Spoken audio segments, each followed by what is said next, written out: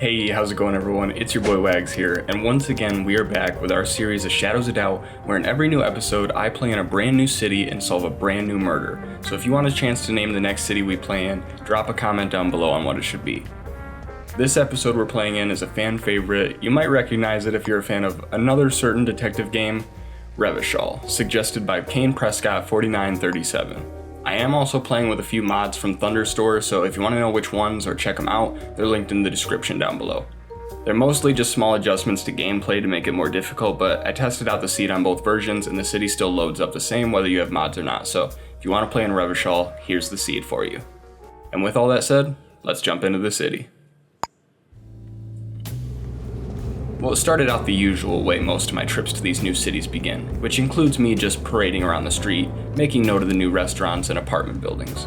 But I was ready to get to work more than ever, so instead of waiting around for a murder like I usually do, I headed for the nearest job board. Apparently I wasn't the only one who needed some extra cash around here. I browsed through the sort and found an investigating job for $1,600 that seemed to be right up my alley. I took down the number and dialed it into the payphone right there. Huh?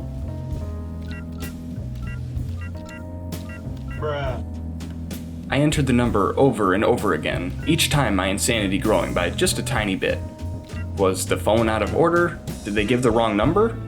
Is there a service outage? Nope, I'm just completely broke and dumb as can be.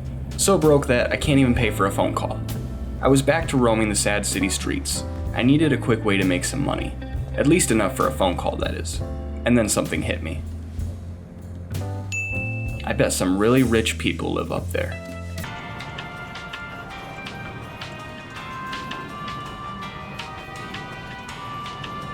I knocked on doors until I found an apartment with no one home, and from there I just went to work collecting evidence. I mean, who knows, this could be all from money laundering service, and as a detective, it was my job to confiscate it. And it was definitely all going to be put in an evidence locker somewhere. Definitely not sold at the nearest pawn shop. Definitely not. Anyway, with my newly acquired sum of cash, which was way more than I needed to simply make a phone call, I decided to do something different. There hadn't been any murders yet. My detective career was slowly sinking. I needed some passive income. So I put the cash towards the best thing I could think of. Just trust me, you'll see what I'm talking about. Welcome to ThatBoyWags Grill. That's right, your boy, your detective, is now a restaurant owner. And what does that entail, you might ask? Well, cleaning up after the disgusting customers, helping out washing the dishes, talking to new hires on the phone. It was a nice distraction from the cruelness of the outside world, but it's not what I was meant to do. My restaurant had its own job board, and it was tempting me. An arresting job for $3,000, way more than I was making here at the moment. The temptation got the better of me, and I ended up taking the job and looking through the information. We only had a couple key details about the suspect. They were 22 years old, average height, worked as a street stall vendor, and their first initial was L. It seemed simple enough. Wrong, because it was almost midnight and all the vendors had gone home already. And unlike them, I didn't have a place to rest my head. So for most of the night, I wandered the street and checked in on the restaurant.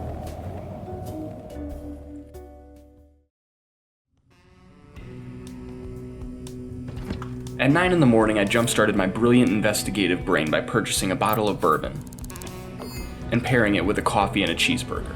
Don't judge unless you've tried it. After that, the official investigation began because the vendors were starting to show up to work. The good thing was, just by looking at them, I could tell around what age they were.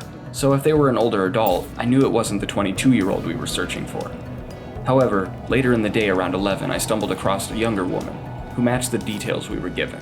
The question was, did her name begin with an L? Unfortunately, she didn't feel like sharing any information with me, not even for $50. And I wasn't coughing up 100. Whether she shared her name or not, I was gonna find out, and I had a plan.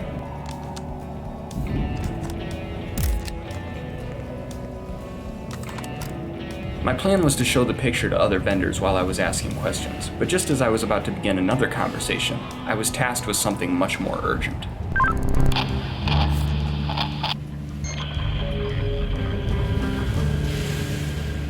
A sudden murder called in at the Sapphire Corporation. I dropped everything right there and tracked down the office, quickly making my way up the stairs. I guess enforcers had beat me there because as soon as I walked into the room, I was targeted.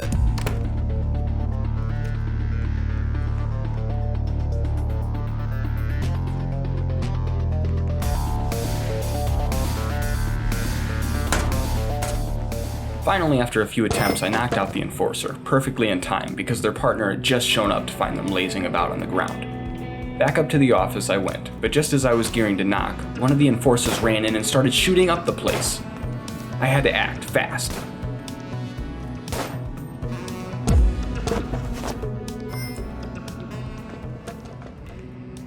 For the second time, I hit before returning to the scene. The enforcer I had knocked out twice now was just waking up and sealing off the place. With them watching, plus the cameras, I was gonna need a distraction.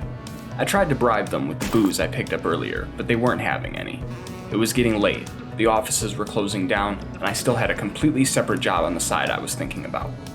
I wandered into the restroom and found a little blue step stool that I threw into the hallway, and just like that, the poor enforcer's OCD kicked in and they had no choice but to go put it back. And that was when I sprung. I dodged past the cameras and made my way into the main office room where I killed the lights, and finally, there was the body. A syringe lay next to them, but it was stuck in a crevice, so I couldn't get it out. The victim, Mark Schwartz, was definitely poisoned to death. An eerie business card was also at the scene, and a fingerprint on it was the first major break in this case. On the other side of the room, an employee locker was wide open and covered in the same fingerprint we just scanned on the business card. The locker belonged to a W. Masuda, so I got onto one of the employee computers real quick, printed his employee file, then decided it was time to get out of there. But I was gonna need something to defend myself when that enforcer sees me.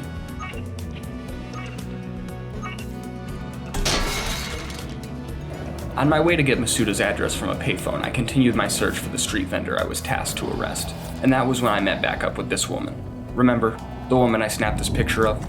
Well, my idea was to come back later when she forgot about me and show her the picture to see what she says. But she wanted money for that too, and I think I knew why. None of the other vendors were this hard to get information out of. I think it's because she's our suspect, and she knows it too. So even though I couldn't prove it at the moment, I'd be keeping an eye on her. Since I was almost entirely sure that that woman was our suspect, I knew her shift wouldn't be over for a few hours, so I decided to use that time and go pay our buddy Wade Masuda a visit.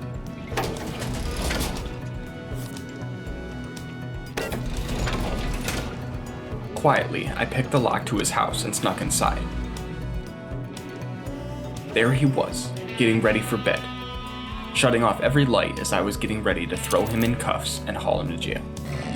Naked and vulnerable, I placed the cuffs on him and immediately started going through his stuff.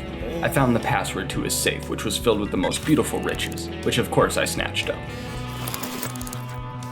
I believe my work here was done, and before I got on the elevator, I filled out the information that I was aware of, and that was when the complete unexpected happened.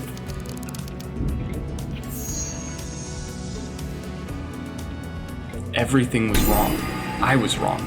Somewhere along the lines, I messed up, and I had no idea how. I was gonna need to head back to the crime scene if I was gonna wrap my head around this. But after I grabbed some food and drink at ThatBoyWags grill. Also, I guess people don't know what a trash can is. I mean, look at this. What's wrong with people? Once I was done, I decided to focus my attention back to the side case. It was getting late, and the girl I suspected would be getting off work any minute. Or any hour. So between waiting at the restaurant and walking around the city, eventually 11 o'clock rolled around and she was gone. I had been watching her this whole time and I took my eye off her for one moment and she disappeared. My chances of finding her through the night would be slim to zero, and I did not want to wait until the next day. I showed a few people around her picture, and you would have thought I was kissed by a leprechaun because the second person I asked happened to be their neighbor, and they even gave me a name, Li Fin Liang. And there was our final parameter, a first name beginning in L. I was 100% sure this was who we were after now, and it felt good knowing this was someone I was weary of from the very beginning. However, when I broke into her apartment, she wasn't there, which made sense. I mean, she just got off work. She was probably out doing something. So I decided to play the ultimate prank by climbing inside her kitchen cabinets and waiting.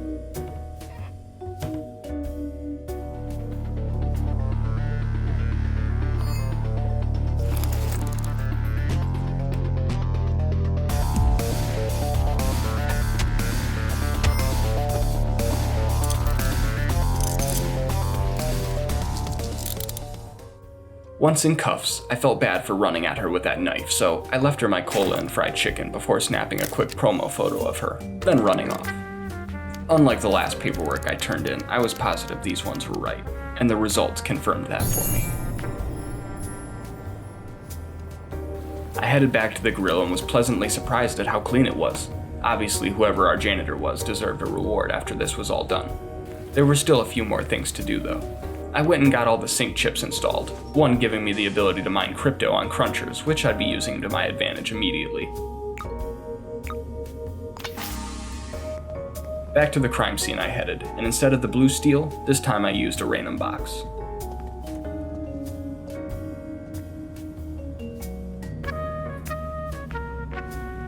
Perfect.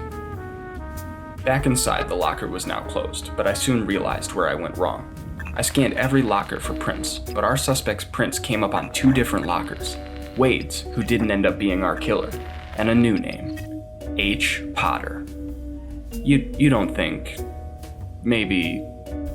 Anyway, before I left, I installed some of that mining software so I could start making some real passive cash. And then I went to download Potter's file, when it really was Harry Potter. Harrison Potter, in fact. It was time to leave.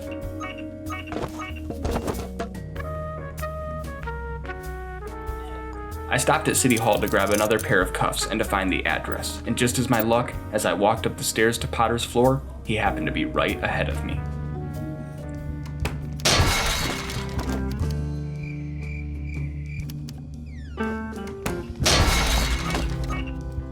With both of them unconscious, I cuffed Harry and found the poison still in his pocket.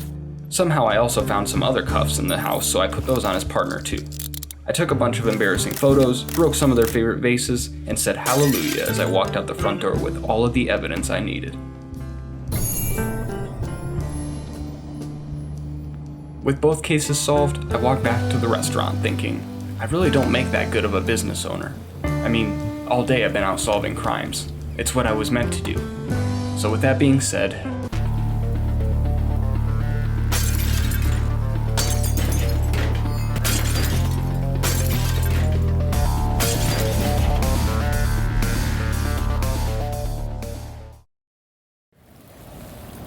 and just like that, the restaurant no longer belonged to me, and I was back to protecting the city full time, like I was supposed to do.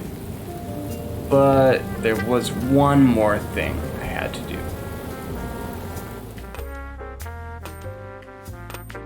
Hey, come on. I said I was gonna reward the man. This might take a while.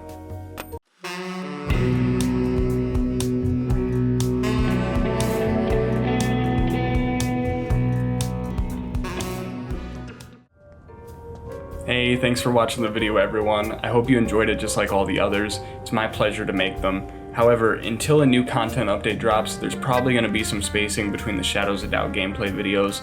I'll of course be doing other games on the channel and still Shadows of Doubt related content, just probably not gameplay until we get some sort of update or content drop, because making these videos does take a lot of time, and if I keep continuing to make them at the moment, they're going to become very repetitive very fast, if they haven't already. So until then, I'll be paying close attention to the updates the game receives, and in the meantime, you'll just have to see what else I have planned.